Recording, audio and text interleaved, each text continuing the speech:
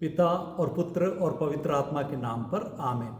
यीशु मसीह में प्यारे भाई और बहनों, आज हम मिशन रविवार मना रहे हैं और आज मार्कुस के सुसमाचार 16वें अध्याय के 14 से लेकर 18 तक के ईश वचन पर हम मनन चिंतन करेंगे।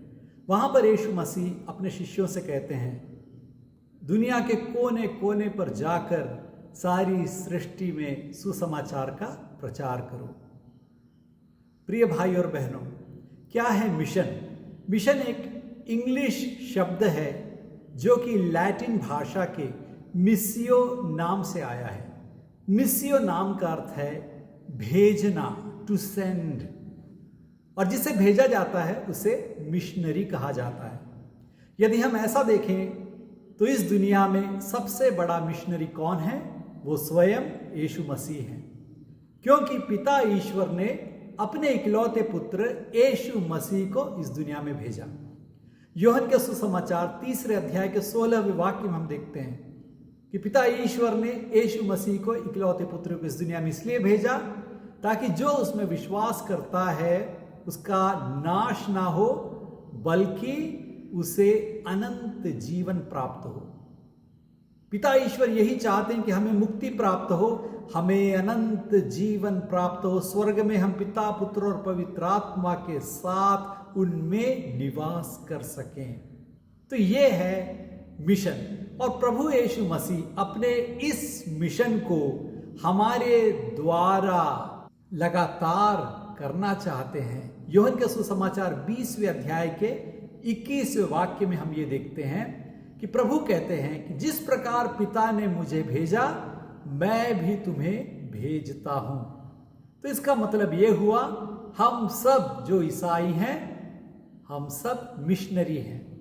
बपतिस्मा के दिन ही हम सब मिशनरी बन गए थे। यीशु मसीह हमें भेज रहे हैं। जहां जहां पर भी हम जाएं, हमें वहां पर सुसमाचार का प्रचार करना है, वहां पर मुक्ति का प्रचार करना है, और इस सुंदर समाचार से लोगों को यीशु मसीह की ओर आकर्षित करना है।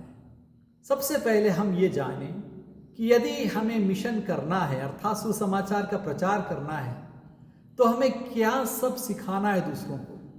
सबसे पहले हमें दूसरों को ये बताना है कि ईश्वर हमारे पिता हैं।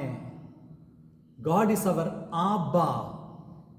हम उनके गुलाम नहीं हैं, वो हमारे स्वामी नहीं हैं, बल्कि हम पिता ईश्वर के बच्चे हैं।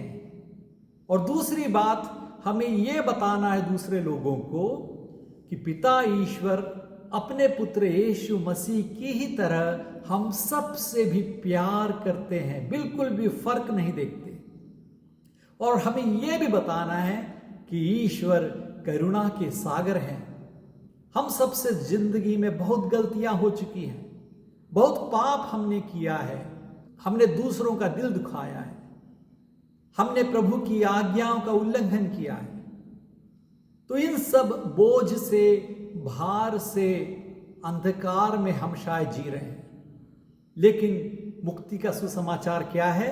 वो ये है कि यदि हम प्रभु के पास आने के लिए तैयार हैं, तो प्रभु हमारे हर गुनाहों को, पापों को क्षमा करने के लिए तैयार है, और सिर्फ यीशु मसीह ऐसा कर सकते हैं। इस बात को हमें दूसरों को बताना है, नहीं तो बहुत सारे लोग अभी भी परेशान हैं, अंधेरे में जी रहे हैं, निराशा में जी रहे हैं। और चौथी बात, हमें दूसरों को ये बताना है कि यीशु मसीह हमारे मुक्तिदाता हैं, और सिर्फ वे ही हमें बचा सकते हैं। तो इसलिए आओ, उन्हें जानो, उन्हें पहचानो, और उन्हें अपना स्वामी, अपना ईश्वर, अपना प्रभु मान लो। और हमें सुसमाचार का प्रचार क्यों करना है? सबसे पहले संत पौलुस हमें ये याद दिलाते हैं कुरिन्थियों के नाम पहले पत्र के 9वें अध्याय के 16वें वाक्य में, यदि मैं सुसमाचार का प्रचार ना करूं तो मुझे धिक्कार है, धिक्कार है मुझे। तो यह मेरा कर्तव्य है कि मुझे सुसमाचार का प्रचार करना है। और दूसरी बात, मुझे सुसमाचार का प्रचार इसलिए करना है क्योंकि जो कुछ भी मुझे प्रभु ने तोहफे की तरह दिया है, हमें जो मुक्ति दी है, हमें जो शांति और आनंद और प्यार दिया है, हमें वो दूसरों में भी बांटना है। कुरिन्थियों के नाम पहले पत्र 15वें अध्याय के 3 वाक्य में संत पौलुस हमें यही याद दिलाते, मुझे जो कुछ भी मिला है मैं उसे अच्छा मानते हुए मैं दूसरों में भी बांटना चाहता हूं। तो हमें तो मुक्ति प्राप्त हो चुकी है, हमें दूसरों के बारे में भी सोचना है जो अभी भी गुलामी में जी रहे हैं, हमें उन्हें भी बचाना है। तो यही प्रभु हमारे द्वारा करना चाहते हैं। और तीसरी बात, प्रभु यीशु मसीह हमारे द्वारा दूसरों को बचाना चाहते हैं, हमारे द्वारा दूसरों के जीवन में आना चाहते हैं। कुरिन्थियों के नाम दूसरे पत्र के 5वें अध्याय के 20वें वाक्य में संत पौलुस हमसे ये कहते हैं कि हम सब एम्बेसडर्स हैं, हम सब राजदूत हैं। हमारे द्वारा प्रभु औरों के जीवन में आना चाहते हैं, उन्हें बचाना चाहते हैं। इसलिए आए हम अपने द्वारा प्रभु को उनके जीवन में ले चलें। और चौथी बात, हमें सुसमाचार का प्रचार इसलिए करना है क्योंकि विश्वास सुनने से उत्पन्न होता है। रोमियो के नाम पत्र के 10वें अध्याय के 17वें वाक्य में हम ये देखते हैं। तो यदि मैं सुसमाचार का प्रचार ना करूं तो एक व्यक्ति कैसे यीशु मसीह का नाम सुनेगा, और जब तक यीशु मसीह का नाम नहीं सुनेगा वो उन पर विश्वास कैसे करेगा, और जब तक विश्वास नहीं करेगा वो मुक्ति कैसे पाएगा। तो इसलिए ये जरूरी है कि हमें यीशु मसीह के नाम को दूसरों के बीच में लेके आना है, सुसमाचार का प्रचार करना है ताकि वे भी मुक्ति प्राप्त कर सकें। और अंतिम में हमें ये बात सोचनी है कि हमें सुसमाचार का प्रचार कैसे करना है। हमें शब्दों से करना है, हमें ईश्वर के वचन को दूसरों को बताना है।